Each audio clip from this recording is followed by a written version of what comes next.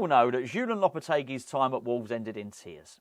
However, there was a bit at the start which looked pretty damn good. I'm not even talking about results here. So at the end, it was a lot of bitterness. There was some weird video that was produced in a hotel room with Julen and Guillaume Balaguer. But at the start, it was all glitz and glamour. It was all razzmatazz. And I wouldn't mind betting that the West Ham media team are licking their lips at the prospect of this guy joining. Because Julen Lopetegui joining your club means content. And whilst that might not be the biggest, most important factor at a club, the fact that there was so much content in and around his time at Wolverhampton Wanderers gave me a lot of footage to watch to get an insight into the man. And I'm very, very interested. I feel like I've done about as much as I can in terms of researching coaching seminars, masterclass videos, tactics from his time at Sevilla, tactics from Spain, all of that. I've read so much stuff. I feel that tactically, I sort of know what to expect from this manager. Obviously, Gio did that great video where you had two separate Wolves fans who were talking about it as well. I think I gleaned a lot of information from there. But now I've started to watch a few more of his interviews. And what's the man like? What's he like? And I've got to say, he seems to have the schmooze factor, which is something we accuse David Moyes of not having. You can totally understand why Lopetegui interviewed really well. He's clearly charming. He's charismatic. The way he just would introduce himself to people, remember people's names, that sort of stuff. Is that sort of small stuff that makes you a good communicator. I was actually I was really surprised that he allowed the Wolves media team to not only record his first training session, but also record his arrival at the club. And there's a video up there now. Go and check it out. I think it is probably called Julen Lopetegui's first day at Wolves, something like that. Search it and you'll find it. That would never happen at West Ham. David Moyes would never allow that kind of access. I'm glad that they did at Wolves. I'm glad Lopetegui wanted to do that and was happy to do that, because what it did is it afforded us, a little insight into what he's like. It's a bit of a shame for Moyes, actually. I'll tell you why, because only recently David Moyes did an interview with the Evening Standard, and it was sort of almost like a love letter goodbye to West Ham. And he relaxed a little bit. He sort of came out of his shell, started telling stories. And there was this wonderful story, I'm sure you've already heard it by now, that after Prague, Thomas Souček took everyone out for a meal. Obviously, Souček, it's his manor, isn't it? It's his stomping ground. So he said, I'm going to take everyone out for a meal. Potato salad all round, probably, right?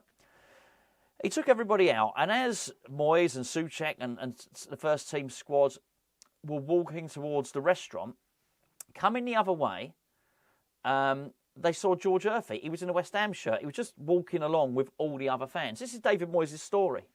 And Moyes said, I was delighted to see George. He wasn't there in an official capacity with the squad. He was just there as a fan, like so many others. He was there. He was wearing his West Ham shirt. It was great to see him. It was a good story. There was a lot of warmth in what he said. There was clearly, he demonstrated his admiration for George Urphy. And I thought, mate, why didn't we hear this a year ago? But I guess that's just not his style. Why did it take him to lose his job? It wasn't the only thing. He came out of all this stuff. And I thought, actually, do you know what? When you let your hair down a bit, you're not too bad at this stuff, actually. I think even just that story after Prague, and I still think that David Moyes should have gone after Prague, but even that story after Prague, he probably would have heard it. And if you'd have heard that story and he'd have turned around and said, you know what, next season I'm going to try and start integrating George Urphy into the first team, probably be towards the end of the season, but I'll try and integrate him. Even that would have given us something. Because it was such meagre, such slim pickings. And I couldn't help but contrast how Moyes normally is with how Lopetegui is in all of these videos. And this, look, I know it could all turn sour. I know he could fall out with the club ownership and it could end up like it did at Wolves or like it did with the Spain national team or Real Madrid or anything else. But after having an insight into all of this stuff, I can absolutely understand why he interviewed well. And I mean, I remember doing videos on Hammers Chat a couple of years ago where we were missing out on signings, and we actually said it on videos, myself and Gio, David Moyes, he ain't got the schmooze factor. If only he knew how to schmooze people. He sometimes would be so close to making a signing, getting it over the line, he just wouldn't tell them what they needed to hear. There's a difference between that and outright lying, isn't there? I think sometimes he just could have gone a little bit further. Hey, look, It was a criticism at the time, but I just thought this guy Lopetegui's got tons of schmooze. It was really evident. I mean, I took a lot of things away from. If you haven't watched it, go and watch that first video that he did when he arrives. He arrives in the company car, so to speak. There's all the staff are waiting to meet and greet him. He walks through the training complex. He's shaking hands. He's shaking hands with a tea lady. He's the apprentices, with the people that work in the in the IT department, all of them. He's going around. He's saying hello to everybody, and he's got a firm handshake. They had hands on the shoulder. He's sincere. He's looking in the eyes. He's doing all the stuff. And I thought, okay. So first thing I thought, okay, well, he's quite impressive. I can sort of understand how that works.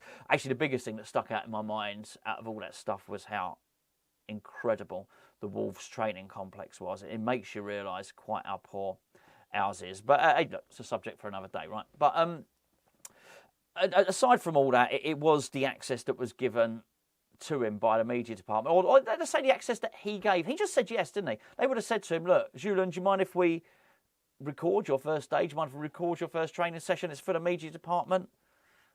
It seems they just got a yes.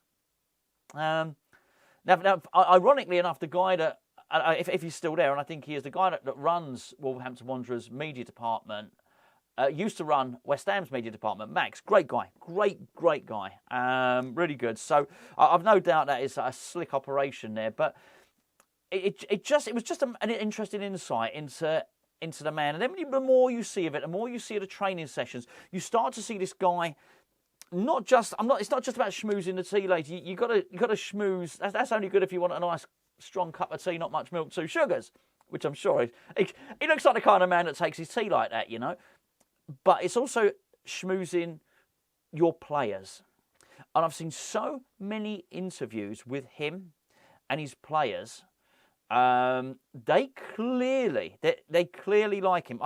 It was really weird because we were hearing a lot of crap about tactics. I'm not saying crap. They're not crap. They're valid opinions. We were hearing a lot of bad press about Lopetegui's tactics and the boring football, so on and so forth. I don't know. We can only judge him once we see it. Once he plays at West Ham, I have a suspicion he'll try and prove us wrong, actually, and prove the critics wrong. However, what you never heard was too much criticism from players. And if you remember that Craig Dawson came out and he said some really interesting things. It was very complimentary about Lopetegui, and there was a few of them incredibly complimentary about him. And a lot of the players, you look back, a lot of the players seem to love him. And I sort of looked at it, I can understand why. And I do think, irrespective of the football, just park the football for a second, there's no point. I think because we're now at the end of the season, because the next season, all right, I know it seems like a long way away, but it'll be upon us really quickly. Euros done, and then we're into the season. We judge the football as and when that happens. But I do think we're in for a very, very different experience as fans. I really do. I think it's going to be very interesting now. I think there's going to be there'll be open lines of communication. I think you'll be seeing a lot more videos from the club, a lot more of that stuff. And I just wonder if it's going to be a little bit more relaxed environment. Look, he's nobody's fool. He's certainly not going to be inviting the cameras in when we've got an important game and he's devising some tactics to counteract the opposition. That's not going to happen.